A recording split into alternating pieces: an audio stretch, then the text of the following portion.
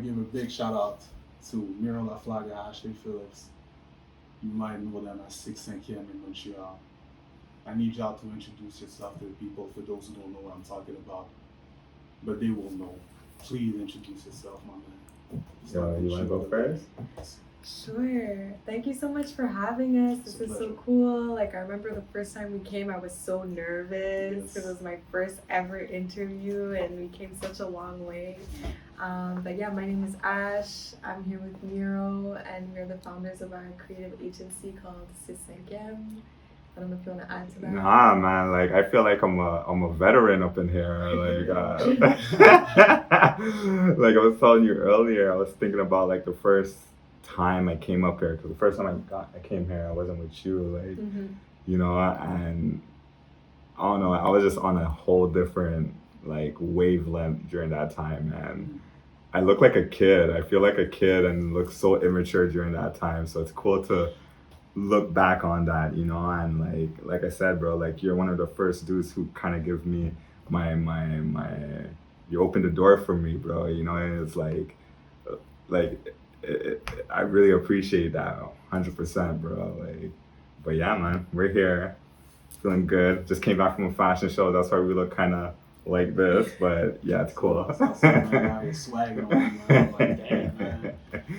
But I have a question, Miss Ashley Phillips, because I remember you were known as Ash Graph. Yeah, Ashley Graphics. Ash Graphics, yeah. So for the people that know you as that name, can you explain a little bit the name change and all that? The name change, honestly, it's not that deep, the name change. It was more when I started, I chose that name just because like I was fresh out of design school and I was like, okay, my name is Ash, I do graphics. So I'm just gonna call my IG handle Ash Graphics. It was very basic, like not much thought put into it. But like as time moved on and as we started like growing our business and our brand, like the name wasn't sticking with people, or it's just like not a very memorable or recognizable, or people would always like spell it wrong, so it's just like a branding issue. I did myself for once. Yeah, so it's like, okay, like I need to fix this. Like I'm just gonna use my regular name. It'll be a lot easier, a lot simpler, straightforward. So yeah, it's not anything like super deep, but yeah. So it doesn't have nothing to do with you still do the graphic thing. Yeah, I mean that's my foundation. That's where I come from. That's what I started as, and now I'm kind of evolving into more of a creative director role. But yeah, those are good design, graphic design is my roots. So for those who don't know what's a creative director, because that's terms that these artists don't know about. All they know about is, you do videos. Director, cool, that's it. They don't know nothing about those terms. So if you can give them just a brief explanation. Like explain to them what is a creative director. So a creative director is someone who has a clear vision and who knows how to communicate it to the right people to execute that vision and bring it to life in the best way possible. So let's say you're doing a project and you have this idea, you have this vision for it, you know exactly how you want it to look and feel and the intention and meaning behind it. But you also need to work with others and collaborate with others to bring it to life, because you can't do everything by yourself. The creative director will kind of help guide all of the team members in how to bring this to life and get everyone on board and inspire everyone and push everyone to, you know, fulfill their potential to really bring the vision to life. So is it like you guys have the people, or is it more we hire you and we have to find the people so you can direct the project? How does it work? Like, do you have a whole team that works with you and stuff? So it's case by case. We have a designer and some regular contractors that we work with, but depending on the project, if something requires, you know, something more that maybe we're not experts in, we'll reach out to the right people to help us bring the vision to life. Yeah. We build a team. We bring we put the creatives together to execute the projects, and you know, our role throughout the projects is just to make sure that the quality is up to standard and we're achieving all the objectives and goals that we outline to our clients and stuff. of that nature. So that's where we stand in all of that. So for you, my man Miro, because I remember when we did that first interview, it was mostly focused on dressing artists and all the fashionable thing. So Miro 2021, what's the difference and what's the evolution if you compare yourself to the first interview we did? I would say the difference is just the lack of focus. Prior to that, like I was still discovering what I wanted to do. I was still experimenting, and I feel like now I know more what I want to do. I know what I don't want to do. I know what interests me, and I know what I'm good at. I know what I'm not good at, and I'm just focusing what I'm good at. So with Cinquième, like my goal is really like project manager and just relationship building. So I'm really about like reaching out to organization, proposing projects, and setting expectations with the client. So Ash really focus on the creative side. I focus on more on like the business side of things, where it's like I feel like I'm more comfortable, but like I have, because I'm still an artist at heart, I still understand the artistic side of things. So I understand the artistic side, but I also understand the business side. So I'm understand the value of that and really becoming my own person in that space.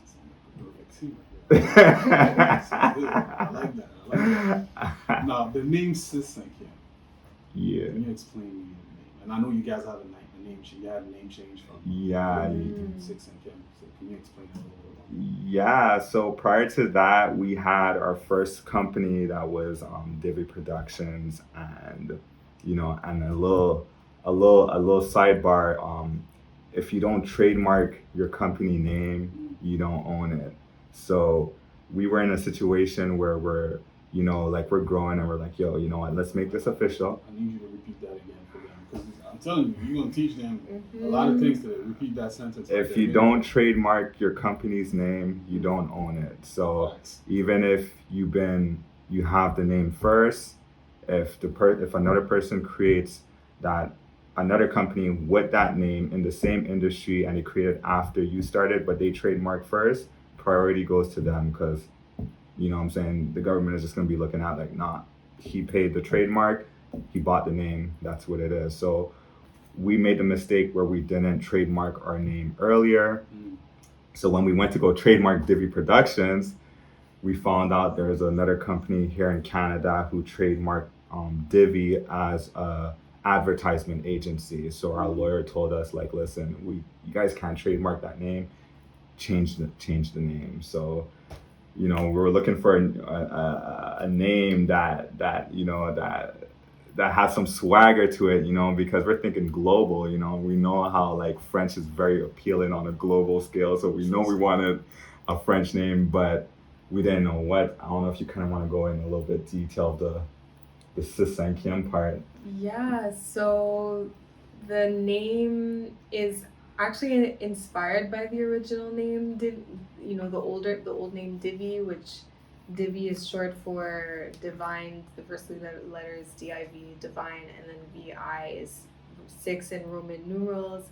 So the number 6 has significance for us, and so that's where it comes from in the new name. So 6, Cinquième, it's referencing a sixth sense. So 6 over 5 senses. We all have 5 senses. The sixth sense that we're referring to is that extra je ne sais pas quoi. Yeah, so when extra you're flair that creatives have. That spark of inspiration that creatives have to really bring their senses together and like create something dope with it. So that's where that comes from. So our sixth sense is that aha moment that creatives have when they're either like you're writing music, you're making a beat, you just get that inspiration that you don't know where it comes from. For us, that's the sixth sense, so we wanted to highlight that. So that's dope.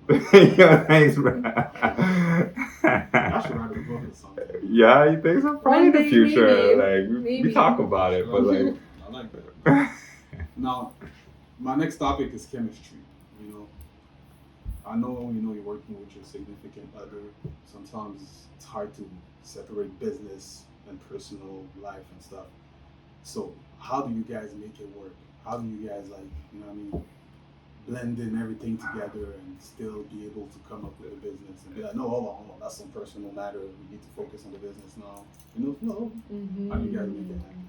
It's still a work in progress. Like, we're not perfect. Like, it's still something that we're navigating and we're trying to understand because like it's still new to us, right? I feel like the thing that helps us a lot is that we communicate about it very often. And what also helps is that, and I'm just talking from my perspective, what also helps is that um, our goals are so huge that like it's like at the end of the day we always get back to the goal. So it's like we're always focusing on the main goal at the end of the day. So it's like even if we have disagreements and stuff like that, it's like our goal is so big that we don't let it affect where we need to go to. So even sometimes where it's like me and her will have an argument or something like that, and it's like, yo, we have to handle business right now with a client, and we have to pawn that we have to pawn the mask. Like we're not gonna show the people that we're around that we're having an argument and we have, it's like no, like, so keep your eyes on the prize. That's what they say. yeah, so like I think we're kind of, that what helps us a lot, like you just said, like we have our eyes on the prize, but we always communicate whenever we can about this as much as possible. I don't know if you want to add anything specific to that. No, I think you pretty much summed it up. Yeah. The analogy we could make is like the business is kind of like its own entity. It's like the baby, and we're us. And I guess we've learned how to separate the two, like you said. Like if we have a business to take care of, like we focus on that, and then when we have time, we get back to the personal stuff after. It's not easy though. It's not easy. Make it work. That's what's up. That's all that matters. No, for sure. Now, speaking of business, one thing that especially Montreal artists are talking about a lot is grants. Grants and 5 grants. These label got grants. That's why Disney big and stuff like that. Now, I saw that you guys had a grant for American Express. Yes. So, now, if you can explain to the artists like the process of grants, is it something that's hard to do? Is it like you need to hire someone to do it? Like, because you guys got the grants, and some artists been making music for years and they still don't have even one grant. Like nothing. Nothing. But you guys like are actually over there, and every single time I see the announcements you're doing. So, if you can just explain a little bit about the grants. So like we got awarded for the Amex grant, and shout out to Marcus Troy because he was the one who shared out on his profile, and we actually saw it and we just signed up to it. So like for the grants, it really depends who's issuing the grants, So for this particular one, it was very straightforward. It was like one form, and it was just a few questions. Prior, like we already tried applying for grants in the past, and it was complicated because they asked so many different questions and things of that nature, and we're not really too familiar with it. But one thing I'm noticing is that there are some like banks or some other organization that have their own grants, and then one thing I'm realizing is that they're trying to make the grant process a lot more simple, where it's like they're not asking a bunch of questions because like I do still feel like certain grants are very complicated because like the ones that we applied for in the past, like it's very tedious, especially if you're not someone who likes to type out things. It's always good to ask for help, but I feel like grants are something it's kind of unique here in Canada, that like I feel like all artists, entrepreneurs should take advantage of it as much as possible. But like I don't think it's something that we should sleep on. Like it's resources to help you, and yeah, that's my take on the whole grant situation, really. Most definitely, because like I said, artists, that's the key word, grants. It's like, it's basically free money, if you want to call it like that. Yeah, If you know how to use it, because you yeah. still have to show what you're doing with that money. But it's more like artists are lazy sometimes. I feel, just in terms of just doing the research on how to get a grant. I feel like they're not even doing that little research. Go on the website, find out you have to do this and that, and then maybe you could get it. You know? Yeah. I just feel like they don't do it. So when I saw that you guys had an Amex grant on top, I'm like, God dang, they do it all. Like, because especially like in Montreal, like especially like in our industry, like entrepreneur and startup, like, you know, like we work with an incubator. Incubator is basically like a, how you could say, it's like an a, accelerator. it's an accelerator for startups, small businesses, and a lot of, there's a lot of tech ones here in Montreal, and like sometimes these guys get grants for like 100K and 200K and like crazy amount of funding, and I'm like, wow, like artists need to do that, like, you know, like we need to have that access, but I can understand like it could be very intimidating though, like with all those questions, but yeah. No, another thing that I saw, and another props that I want to give you, I saw an article, Journal Metro, talking about Black excellence and Black creators in Montreal and stuff like that. You guys were showcased in it.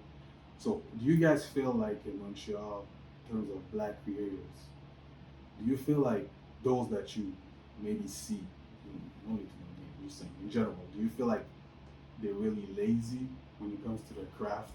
Or do you feel like they could actually, they're really passionate, it's just that they don't have the resources? Because sometimes I know a lot of people that want it, but I feel like I want it more than you. Like, you're my boy, like, you're good, you're talented, but I feel like you're kind of lazy on your craft. And I know some other people, they're so good, but they just don't have the resources.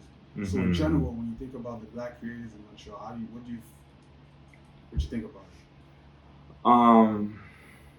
Overall, I'm just gonna, like, overall in terms of creativity in our city, especially from like the Black creators, I do feel like you know, a lot of us are making a lot of noise. I feel like it's a beautiful time in the city, you know, if you're just a Black creator in general. Like I'm inspired by a lot of individuals that I'm seeing in the city. I feel like a big issue is more towards like just the ego side of things, where it's like um you know, people don't really want to genuinely collaborate and work with each other and just break bread with each other. Everyone is like, you know, everyone wants the spotlight for themselves, or just things like that. And I feel like that kind of blocks your blessings, you know, because I was kind of like that in the beginning, where I was just kind of like, you know, like, nah, I'm too cool to mess around with you. I'm gonna do my own thing, whatever. You've been cool, man. You know, Stop out, bro. I appreciate it, bro, but I realized that like that's not a wrong, that's a wrong approach, you know, like I I don't want to block my blessings. There's people who could benefit working with me, and I could benefit working with different individuals. So why I'm just gonna block my blessings? So I feel like there's still kind of that, just people just don't really want to work with each other. A lot of politics, you know what I mean? And don't even want to get into all of that, but there's politics that plays in all of this, and I feel like it's just make people do like kind of like they're kind of in a rat race. So it's like they don't want to get out their circle, so they just stick with what they know, and they don't try to get out that circle. So I feel like that's where that quote unquote laziness could come from, but I don't really see it's laziness. I just feel like it's just a lot of ego. That's just my personal opinion on it. You know? Ego, most definitely. Dealing with egos is crazy, especially when you're in business. You guys have to deal with so many Yeah, different bro. So I totally understand. Miss Ashley, I know you were part of the jury for Adweek. I need you to explain to the people what's Adweek, of course, and what's your experience being part of the jury, of course, because you're creative yourself, and you have to give your opinion. So how do you feel about that? And another question too is, how do you take criticism? Okay, those are good questions. So for those who don't know, Adweek is this huge publication media outlet that covers everything advertising. So they put to the forefront the best of advertising, the best of marketing. They're the biggest advertisement outlet in the pretty United much. States, number one. Yeah, the biggest, pretty much the biggest in the U.S. And yeah, I had the privilege of being part of the jury for the Adweek Media Plan of the Year. And at first, when they reached out, I was kind of like, whoa, like, why me? You know, like, why did you reach out to me? Like, I kind of had a little bit of imposter syndrome at first. But it was a really great learning experience and opportunity for me to see what's really going on and, you know, what the best work looks like, and to put into perspective our own work with that and kind of compare and see like, oh, like how would we have approached this project, or, you know, is that really like testing, I guess, my own critique of things, and really, you know, reflecting on like what makes a good piece of work versus something that's less strong. So it was a really great exercise to kind of sharpen my skills. And when it comes to personal critique, I think like for creatives in general, critique can be a really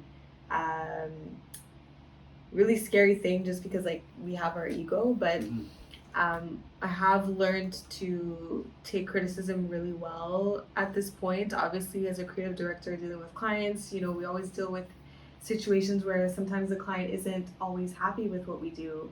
Most of the time they are, but sometimes we have those situations where it's not the case, and we really need to take that as an opportunity to learn and empathize with the other perspectives, and see maybe the holes that we missed, or what our blind spots are. It's a great opportunity to challenge ourselves and try to create something new, and make that, you know, situation of criticism a learning opportunity. I like that. You guys are killing it. Yeah. That's a nice answer, man. Oh, appreciate Pretty it, straightforward, man. pretty nicely detailed. I like that. Another achievement that I saw. CSS. Bro, you just listed all our achievements. Like, I'm like, The thing damn, that's crazy, wow. I saw like this amount. I know I ain't gonna go through all of them. I'm just gonna name a few of them. And I want just some key things that even myself I want to learn more about. That's why I'm asking that too. Slow keep. No, for sure. So the CSS Media Awards. You know what I mean? What is that about? Okay, yo, shout out to the homie Stanley and the whole entire Be Curious team. So, what was it? I think it was last year we worked on a project for McGill University. They have a faculty that's called Delve des Hotels, and they contacted Be Curious to basically redesign the website. Be Curious brought us on to help design the whole entire to design the website. So we worked together as a collaboration on this project, and you know, he submitted the project to an award, to an award basically, and we won. They just pretty much chose our project. I forgot what was the awards. They gave us like 3 or 4 for UX, UI design. Yeah, so they basically recognized our work, and that was pretty sick, because I never really won an award. And like, it's crazy, that was one of our goals for like, I think it was this year. We said, you know, we have to win an award, because like it helps build our credibility and our recognition, right? And then boom, that just randomly happened. So that was pretty like freaky. So it's not random, man. Everything's falling in place. Nah, I feel you, bro. I feel you, man. And the reason why I'm really focusing on the achievements too is because I feel like social media nowadays, like people just like to just scroll down and just like, and then like, share, whatever. But bro, did you read what you just did? Yeah. For real. So that's why I like to emphasize on it for people to really know the hard work and everything you guys have to do and why they selected you instead of some other random people. And you guys especially are from Montreal, so it's important for people to know that. So Appreciate that. as much as you guys can just share the achievements, I really like me as the main source. We like to really focus and make a nice post or something for people to realize like these guys from the city are doing something. Like pay attention. I appreciate it. It's really Appreciate it. important for real. I try my best to not really like even like we talk about this all the time. We try not to like even pay attention to those achievements or anything. Like I have a very big fear of getting comfortable. Like I feel like I got achievements, so it's like yeah, we're the shit. I'm scared of that, so I try my best to not like. I acknowledge it. I'm like, oh, this is cool. Then boom. But see, at the end of the day, that's not even really your job. I would say it's more like Montreal media should just focus on what you guys is doing and everybody in the city is doing in general. Like they're supposed to report the work. Like that's why artists reach out to us for promotion. For example, like yes, it's one thing if an artist posts his video, my video's out, check it out, boom. Yeah, but you're reaching out to your people that follows you and that like you. So most of the time they're gonna like your shit. But if I promote your stuff, it's an audience that you don't necessarily have that will give their real opinion. You will have new followers, you will have and such, Yeah. So I totally understand that part. But me, I just really appreciate the fact that you guys are still, you have a strong foundation in everything you're doing, and I feel like it's important when you build a business, having a strong foundation, most definitely. Thank you. And yeah, man, that's what's up. Big shout out, we have the homies in the building. 6-5e dans la place, vous savez déjà Montréal. Excusez-moi pour tous les francophones dans la place, j'essaie de mettre des subtitles. Not. Learn English. Now, briefly, man, if you can let the people know how can they follow you, of course, most definitely, all the social media and all that good ish. So yeah, you could visit us on www.cinquième.com. I know you guys know how to spell it out. Cinquième, the actual full word. To view all of our projects and just to discover more about us. Follow us on Cinquième and on Instagram, on Twitter, LinkedIn, on Behance. It's Cinquième everywhere. Or just type us in Google, Cinquième. I'm pretty sure we're gonna be the first thing that pops up when you type that in. And yeah, we're pretty much on every single platform, Facebook, we're everywhere.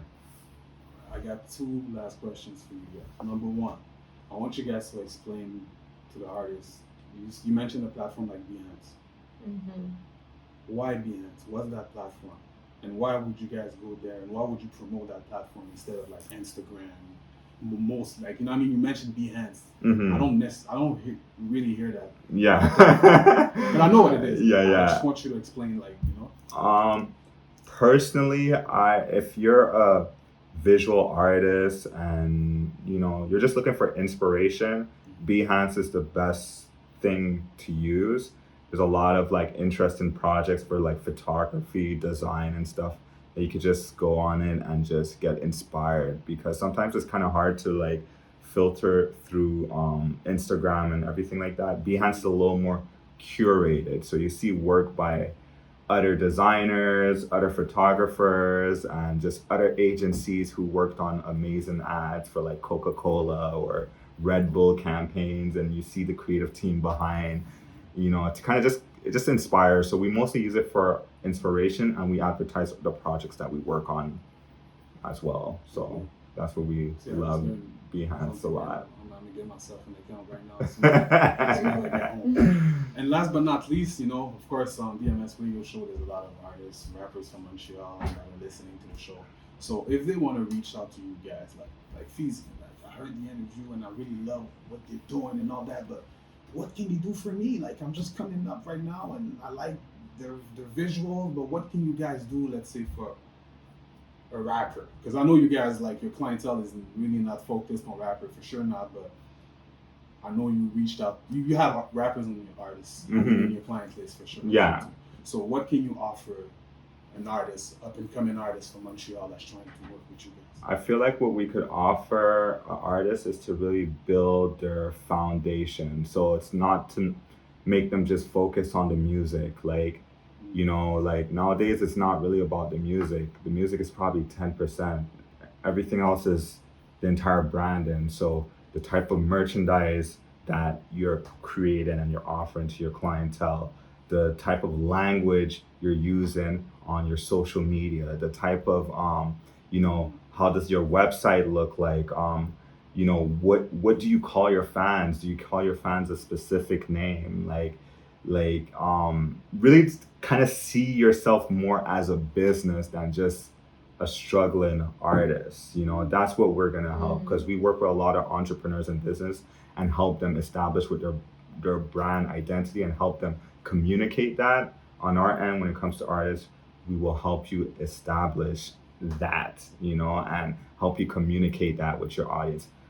Help you really understand who your audience is. Like, a lot of people just make music and they're just releasing it, but they don't know who's their audience. Like, who's really your audience? Who, is it backpack rappers? Is it like backpack? You know what I mean? Like, who's your audience? And we really take the time to kind of understand who your audience is and create that story to help you connect with your connect audience. with them. Yeah. But like, there's different levels to it. But like, in general, that's what we do. So if you're trying to level up and you're not just trying to see yourself as an artist and you want to like create an empire, turn this into a business, like, that's when you contact us, and we're not cheap either, bro. So that's another thing I want to put out there. I don't care what no one says, we're not cheap. We're premium. So if you're gonna come check us, treat us, you approach us like you're gonna buy a new Benz or you're gonna buy a new Apple product. So I'm just putting it out there. And it be known, man. Yeah. I remember when my man Miro, when we first started, told me, "Yo, Feezy, man, I want to dress you. Come see me. I want to dress you." I wasn't ready at the time, man. I'm like, "Yeah, no, I'm not ready. I know. I'm gonna hit you up." Now I waited too long, man. The price done went up, man. God damn, man. It's a pleasure to have you guys, man. Most definitely, DMS Radio Show. This is your home. We pull up anytime you guys have any projects. Thank you. It's my pleasure. I wish you the best and continue to accomplish everything you do. And one last time, please let them know how can they follow you. Yeah. Thank you so much. The pleasure is really ours. You can follow us everywhere at Cinquième on all social media platforms: Facebook, Instagram, Twitter. You mentioned Behance, LinkedIn, Cinquième, all spelled out in French. Yeah, and also be on the lookout for the Five Poetry Influx project that we just launched not too long ago. Be on the lookout for that. I think the actual showing of the films is going to happen around in November. So just be on the lookout for that. There's going to be a little event, so be on the lookout for that. If you could pull through and check out to see what the creators in our city are doing.